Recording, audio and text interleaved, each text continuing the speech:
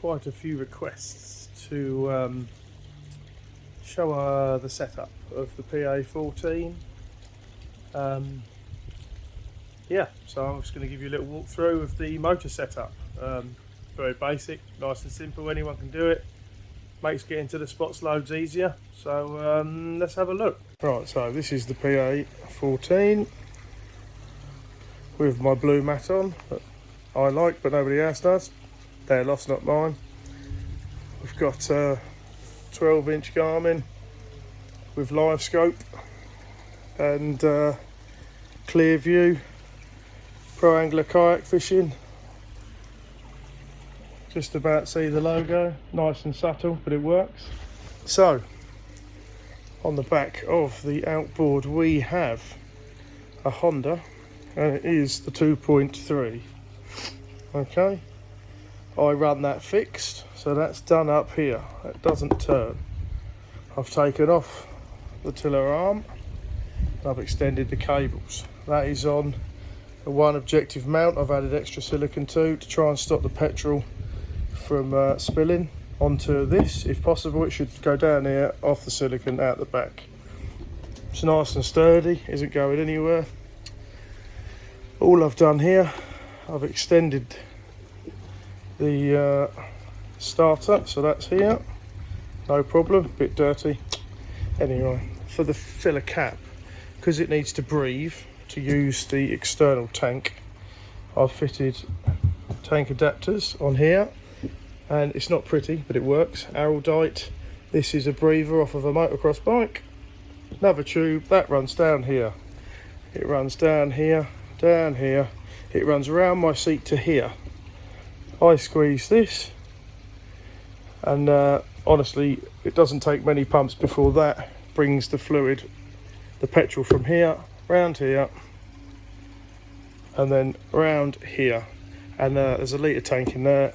This here, this will keep me going all day, I don't know, for 3 or 4 days probably. It'll do a lot of miles, a lot. So the extended cables, what we've done in here, don't know whether this will come off because we've got all this other stuff on it. It should do, hang on. Right, that should lift off. What I've done in here, everything's covered in lithium grease. I've actually added, if you can see in there, I've added another spring. There are 2 return springs to pull this extra long cable back through.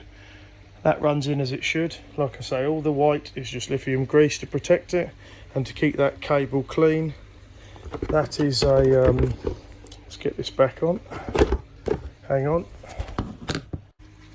That is extended with extra long stainless cable. I've also extended the kill switch, so that goes to here. So this is a universal plate for Hobie. I've cut the arm, just cut the end off here, no problem, cut it off, extended the cables in here, slacken that off. So that gives you your throttle, kill switch, which has been extended to here, like that, no problem. Starter, which is extended, that shouldn't be through there. That normally sits either here or I sit it here, doesn't make any difference as long as I can grab it, and that works a treat. I steer with the normal rudder, which seems to work okay, although I'm working on a new setup, so I'm going to upgrade the rudder. If that doesn't work, I'm going to start coming up with a system to steer with the motor. But that's it, there's literally nothing to it. This here, primer bulb, couple of squeezes of that takes the fuel from the tank up to here. Let's connect it back up. Connected that back on there. That's it on there. I normally have a couple of cable ties on that, so that's what it looks like. This would normally just have like a cable tie just there loose, and then one there. Just cut them off at the end of the day, leave it on for the session, and that's how it runs. It works a treat. Good bit of kit, and works really nice. It's my live scope. Directional. Camera wiring. Small camera wiring over there. These are quite handy. They're for guns in the USA, but over here in the UK I turn them like this. Ooh.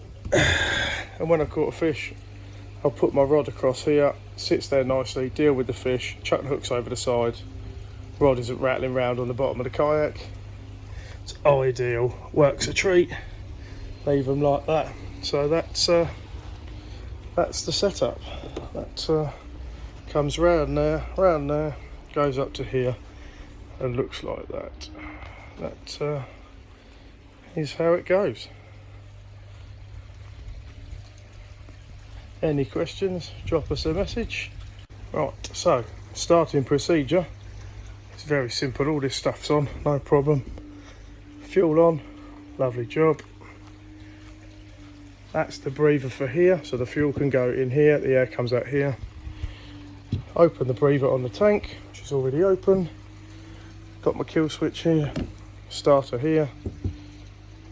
Lock the throttle, turn it to the start position, which is about there. From your starting position, you'll be sat down, and you just and then put that back wherever. There will do for now, because we're not in the kayak. And there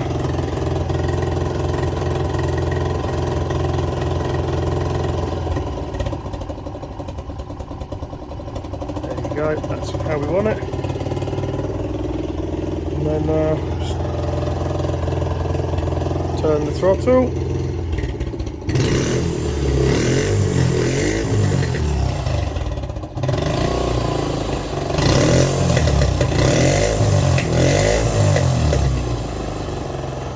Quite noisy because it is air cooled. Hopefully the next one will be water cooled. A few more things I've got to look at to getting it to run properly, but for now this runs and drives and works a treat.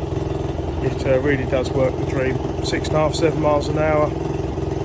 I've had about 9 with the tide, maybe 5 running against the fast one, but yeah, works a dream.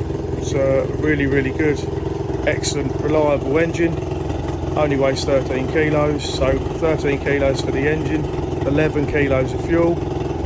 That is far less than you'll ever have for you know, a 35 or 40 kilo battery plus a 6 or 7 kilo motor. The 50 kilos for electric, and you're looking at 23 kilos for this with a full tank of fuel, which will, instead of having to charge maybe you know, every day, you might only do 8 miles flat out. This will run flat out all day for, I don't know, 3 days probably on that tank. I've never managed to run out of fuel, not even come close. So happy days. Tight lines, and I'll see you on the water.